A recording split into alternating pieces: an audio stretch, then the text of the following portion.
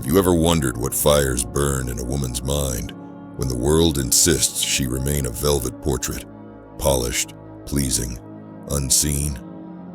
Nietzsche suggested that beneath every poised smile lies a tempest of forbidden thoughts, a shadowy terrain she must navigate alone. He warned that silent hatred is worse than open quarrel.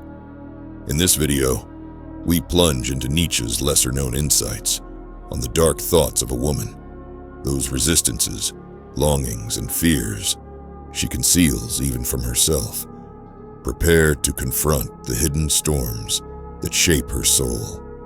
Nietzsche believed that everyone carries an abyss within, but a woman's abyss is doubly veiled by society's expectations. He wrote that someone who cannot give anything away cannot feel anything either. When a woman is taught to give only the socially acceptable parts of herself, nurturing warmth, dutiful care, her deepest fires go unspent. Those fires smolder as secret rage, covert ambition, and a craving for autonomy she cannot name. When she finally glimpses those desires, she faces the terror of a self she never trained to trust. In Nietzsche's view, the feminine ideal is not a gentle flower, but a storm-buffeted oak, uprooted by a single gale of shame. He observed that all things are subject to interpretation, and the interpretation that prevails is a function of power, not truth. Translated to a woman's psyche, this means that her anger, her lust, her thirst for change are judged as monstrous simply because they contradict the reigning narrative of docility. She learns to interpret her own depth as dangerous. The result, her shadow, the amalgam of disavowed desires and fears, grows bolder in silence. Imagine a woman raised to believe that ambition is unseemly. As a girl, she was praised for pleasing smiles and chastised for loud opinions. By adulthood, her intellect simmers beneath layers of "don't be too much." Nietzsche's dark thought here is that every time she silences herself, she buries a part of her soul, repaying a teacher badly by remaining nothing but a pupil. If she never speaks her mind, she remains a perpetual student in her own life, never stepping into authorship of her story. That unlived autonomy becomes the greatest revenge fantasy she must deny. Her muted rage often expresses itself not as fury, but as quiet self-sabotage. He who despises himself still respects himself as one who despises. A woman may reject her own worth, deeming herself unworthy of love or respect, yet cling to the belief that she deserves the contempt she receives. In this paradox, her dark thoughts prophesy a destiny of self-fulfilling humiliation. She fears success because success would force her to confront the possibility that she was wrong about her own insignificance. Yet Nietzsche did not scorn these shadows. He saw in them the seeds of creation. He wrote that one must have chaos within oneself to give birth to a dancing star.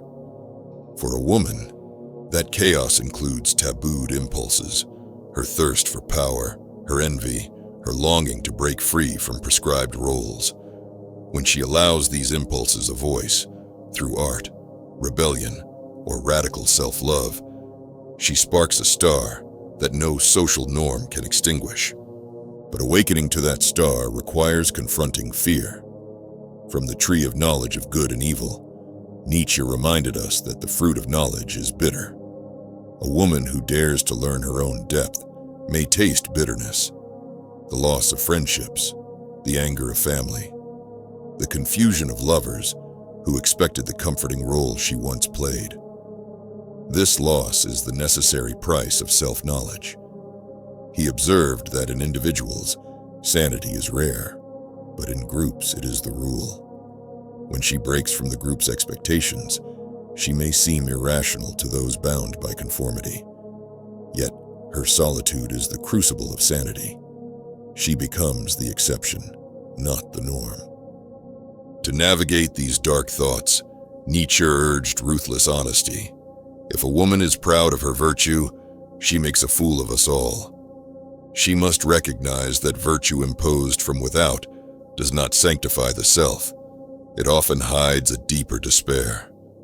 True virtue for her arises only when she frees herself from the gilded cage of social morality and embraces the fuller truth of her impulses. In that freedom, her darkest thoughts lose their poison. They become instruments of clarity. Practically, she might begin by recording the thoughts she fears. I want to be adored for power, not gentleness. I despise the idea of motherhood if it means losing myself. I crave solitude, even if it isolates me. Each statement, whispered in a private journal, lays a foundation for integration. Nietzsche believed in the power of writing to unveil the unconscious. A map of the world that does not include utopia is not worth glancing at.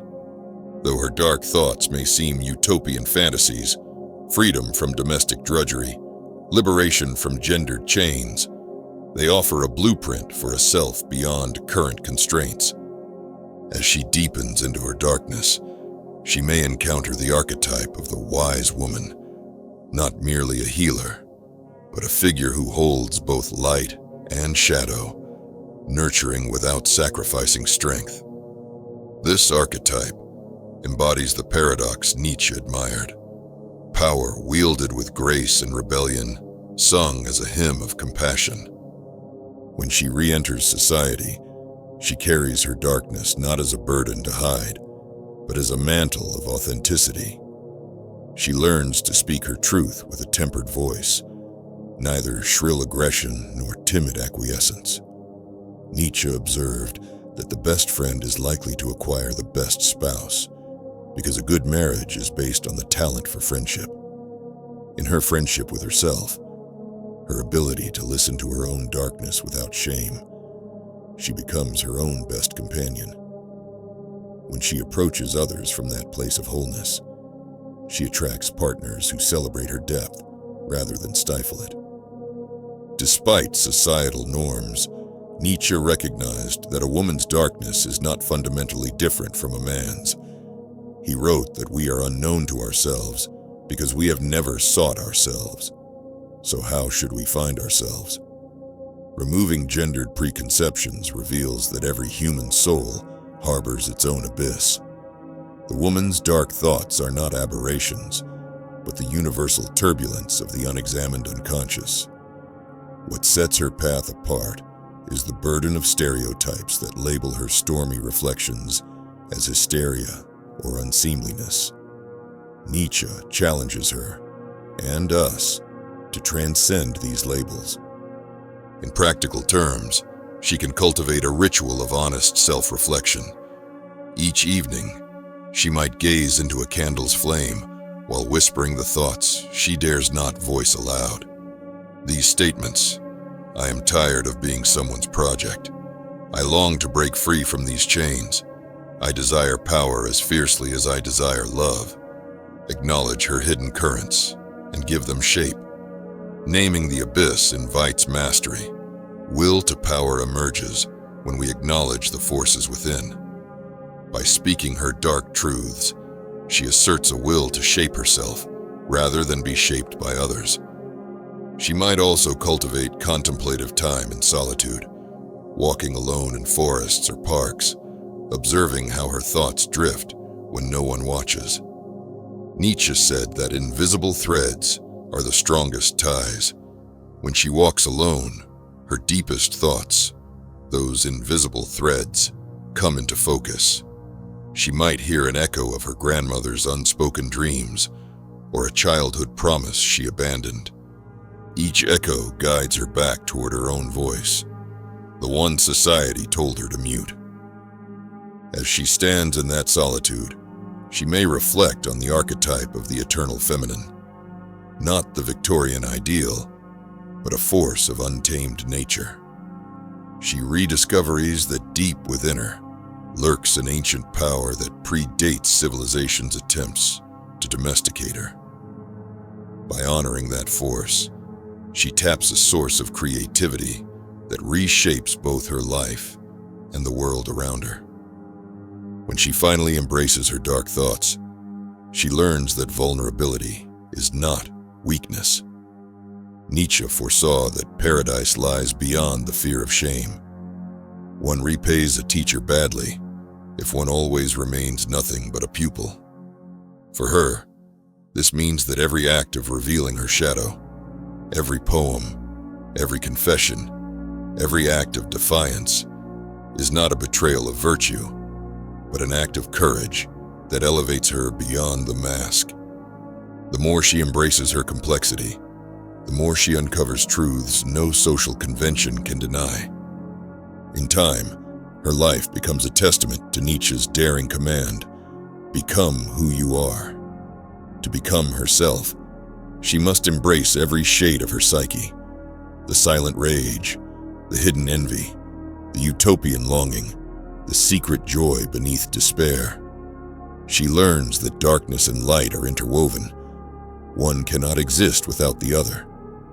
Only then does she transcend the binaries of good woman and bad woman, stepping into a paradoxical realm where each dark thought is a key to her transformation. So, as you consider Nietzsche's exploration of the dark thoughts of a woman, recognize that these thoughts are not condemnations, but invitations. Invitations to confront your own hidden storms, to shatter the gilded mask, to resurrect the wild intuition society taught you to bury.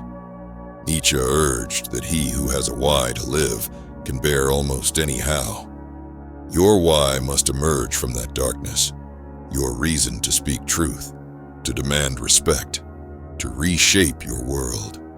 When you embrace your shadow with fearless curiosity, you become not a phantom of expectation, but a force of creation.